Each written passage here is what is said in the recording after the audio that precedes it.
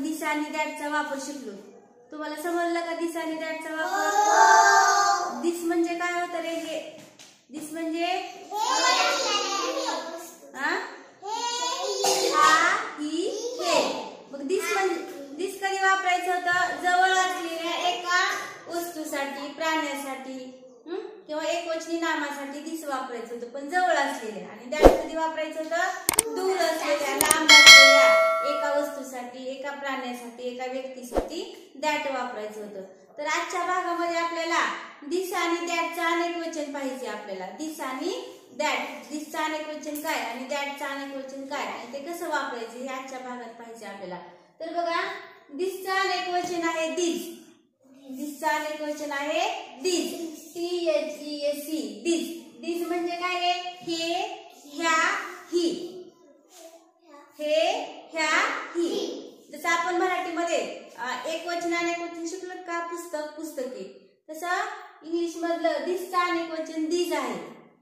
दिसचं अनेक वचन काय आहे? दीज आहे. काल आपण एकवचनी नामासाठी पाहिलं होतं दिस, एकवचनी नामासाठी.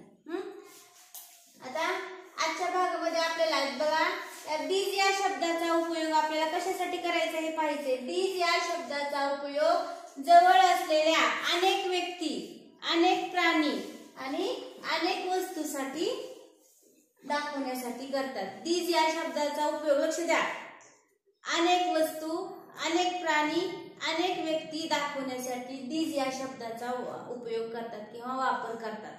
काल दिसचं कसं होतं? एक वस्तू दाखवण्यासाठी, एक प्राणी दाखवण्यासाठी आणि एक व्यक्ती दाखवण्यासाठी आणि जवळ असलेला, त्याच्यासाठी आपण दिस वापरलं होतं. आणि दिसचं कसं आहे? अनेक व्यक्ती दाखवण्यासाठी, पण जवळच्या वस्तू, जवळच्या वस्तू, जवळचा व्यक्ती, जवळचा प्राणी, अनेक वचनी नामासाठी दिस वापरतात. मग काल बघा, एकवचनी नामासाठी आपण इज वापरलं होतं. आता ही मांजर आहे, this is cat, this is a cat असं म्हटलं होतं. काय म्हणलं होतं? दिस इज अ कॅट, ही मांजर आहे. तर आज आपल्याला दिसचं अनेक वचन पाहिजे दिस. मग आता अनेक वचनामध्ये कसं बघायचे दिस? तेच वाक्य अनेक वचनामध्ये कसं बघायचे सांगा बरं मग. आता बघा, आपण काय दिस इज अ कॅट हे एकवचनी नामासाठी आपल्याला सहाय्यकारी क्रियापद इज वापरायचं होतं. कोणतं वापरायचं होतं? इज, एकवचनी नामासाठी. मग काय डॉग किंवा कॅट, ट्री आपण एकवचनी पाहिलं होतं. आता त्याचं आपल्याला अनेक वचन करायचे आज. आता मराठीत सांगा बरं. आता मांजर असेल तर मांजरे, झाड, झाडे. तसं आपल्याला आता इथं जवळ असलेल्या वस्तूंचं अनेक वचन पाहिजे आपल्याला. अनेक वचनामध्ये त्याला कसं म्हणायचं हे पाहिजे आहे. आता बघा, आता दिस संपलं काल आपल्याला. दिस काल पाहिलं होतं. आज आपल्याला काय वापरायचंय? दिस. काय वापरायचं रे? बघा, दिस, दिस, THESE दिस. आता काल आपण दिसच्या नंतर काय वापरलं होतं रे? दिस इज, इज वापरलं होतं. इज हे एकवचनी नामासाठी आपण सहाय्यकारी क्रियापद वापरलं होतं. आता आज आपल्याला अनेक वचनी वापरायचे, अनेक वचनी नाम घ्यायचे.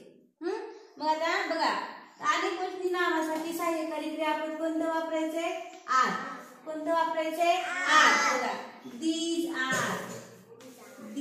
are cats, these are cats. आणि कॅट, कॅट म्हणजे एक मांजर आणि कॅट्स म्हणजे अनेक मांजर. कॅट म्हणजे काय रे? एक मांजर. आणि त्याला यस प्रत्यय लावला CAT ला त्या कॅट शब्दाला, तर त्याचं काय झालं? कॅट्स. म्हणजे कॅटचं अनेक वचन काय झालं? कॅट्स. जसं आपल्या मराठीमध्ये पुस्तक, पुस्तके असतं, तसं इंग्लिश मध्ये कॅट, कॅट्स. Cat, cats. समजलं? मग काय होईल याचा अर्थ बघा, दीज आर कॅट्स, ही मांजरे आहेत. ही मांजरे, एक मांजर नाही, आता अनेक मांजरे. किती मांजरे आहेत रे? अनेक आहे. मग जर आपण एका मांजराला एक जर मांजराचं काय म्हणतो? ही मांजर आहे म्हणतो, आहे म्हणतो. म्हणून काल इज वापरलं होतं आपण, आहे. आता अनेक वचनी वापरायची. दीज आर कॅट्स, ही मांजरे आहे नाहीत म्हणायची. काय म्हणतो आपण मग? आहेत. मग आहेत साठी काय वापरायचं सहाय्यकारी क्रियापद? आर. ARE, आहेत. आर म्हणजे आहेत. दीज आर कॅट्स, ही मांजरे आहेत. आता परत बघा, या ठिकाणी माझ्याजवळ कुत्रे आहेत. काय दीज आर नाही डॉग. दीज आर डॉगचा अनेक वचन डॉग्स. These are dogs. इथे इज वापरायचं नाही. इज हे आपल्याला काय एकवचनी नामासाठी सहाय्यकारी क्रियापद वापरायचं होतं. आज आर वापरायचे. आज आपण आपल्या अनेक वचनी आहेत नाम. Cats, dogs. आता ही झाड समजा माझ्याजवळ झाडे आहेत. तर काल आपण एकवचनी नामासाठी कसं बघितलं तर जवळ असेल तर दिस इज अ ट्री आणि लांब असेल तर दॅट इज अ ट्री. आता अनेक झाडे एकापेक्षा जास्त झाडे तर काय म्हणायचं मग बघा. These are trees.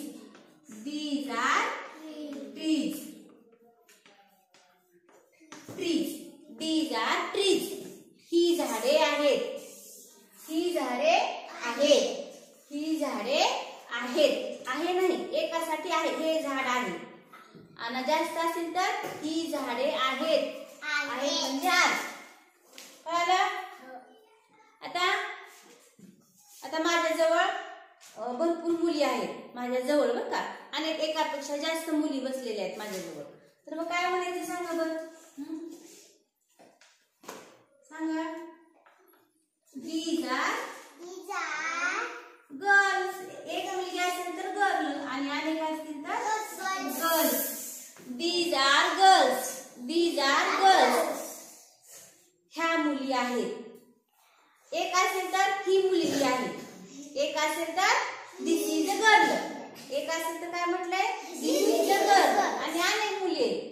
These are girls. ह्या मुली आहेत. ह्या मुली आहेत. बरोबर आहे. समजलं.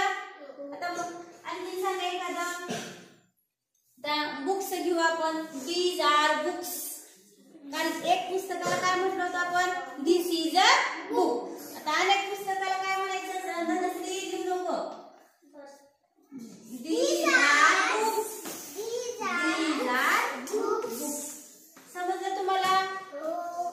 दिसचा अनेक वचन दिस आणि हे दिस कधी वापरायचे कळालं का. आपल्या जवळ असलेले अनेक वस्तू अनेक व्यक्ती अनेक प्राण्यांसाठी दिस वापरायचे. समजलं. आता इकडे लिहिले मी डॅट. डॅटचा अनेक वचन आहे दोज. THOSE those. डॅटचा अनेक वचन काय रे दोज. THOSE those. मग डॅट कशासाठी वापरलं होतं काल आपण एकवचनी व्यक्तीसाठी एकवचनी एक प्राण्यासाठी एका वस्तूसाठी किंवा एकवचनी नामासाठी आपण आणि दूर असलेल्यासाठी आपण डॅट वापरलं होतं. मग आता दोज डॅटचा अनेक वचन दोज आहे. आपल्याला दूर असलेल्या अनेक व्यक्तीसाठी बघा इथे लिहिले मी दोज या शब्दाचा उपयोग दूर असलेल्या अनेक व्यक्ती वस्तू किंवा प्राणी दाखवण्यासाठी करतात. आता काल मी सांगितलं होतं तुम्हाला आठवतंय ते झाड आहे. जवळच्या वस्तूला आपण दिस म्हटलं होतं आणि लांबच्याला दॅट म्हटलं होतं. ते झाड आहे.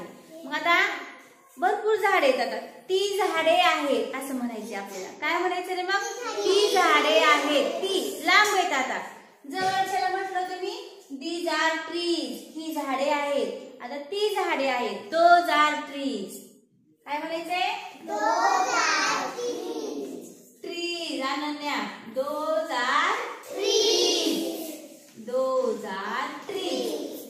कळलं. आता बघा दीज आर कॅट्स.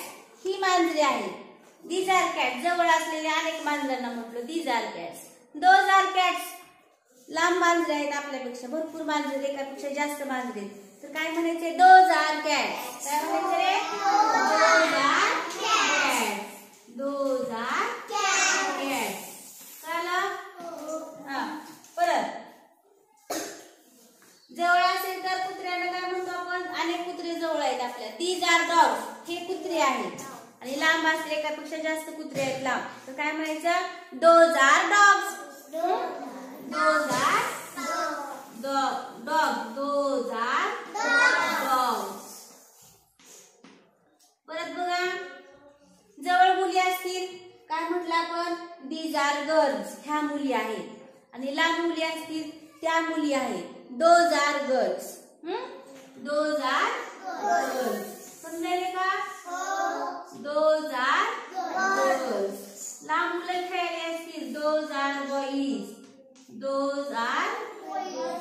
बॉईज. एक मुलगा असेल तर boy, that is a boy, तो मुलगा आहे.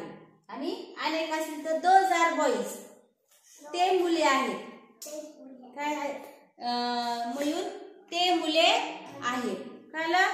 आणि एकच असेल तर दॅट इज अ बॉय, अनेक असेल तर दोज आर बॉईज. एक मांजर असेल तर दिस इज अ कॅट, आणि अनेक असेल तर दीज आर कॅट्स. समजलं का तुम्हाला? दीज आणि दोज आणि कालचा भाग दिस आणि दॅट हे कधी वापरायचं लक्षात आलं? परत एकदा मी सांगते बघा. दिस कशासाठी वापरायचंय? जवळ असलेल्या एकवचनी नामासाठी दिस वापरायचे. आणि दॅट कधी वापरायचंय? दूर असलेल्या एकवचनी नामासाठी. आजच्या भागामध्ये दिस पाहिले आपण. दिस कशासाठी पाहिजे? जवळ असलेल्या अनेक वचनी नामासाठी, अनेक वस्तूसाठी, अनेक व्यक्तीसाठी, अनेक प्राण्यांसाठी दिस वापरायचे. आणि दूर असलेल्यांसाठी, दूर असलेल्या अनेक वस्तू, अनेक प्राणी, अनेक व्यक्तींसाठी दोज वापरायचे. कळलं? आपल्या मराठी भाषेसारखंच असते, फक्त समजून घ्यायचा भाग आहे तो. समजलं का तुम्हाला?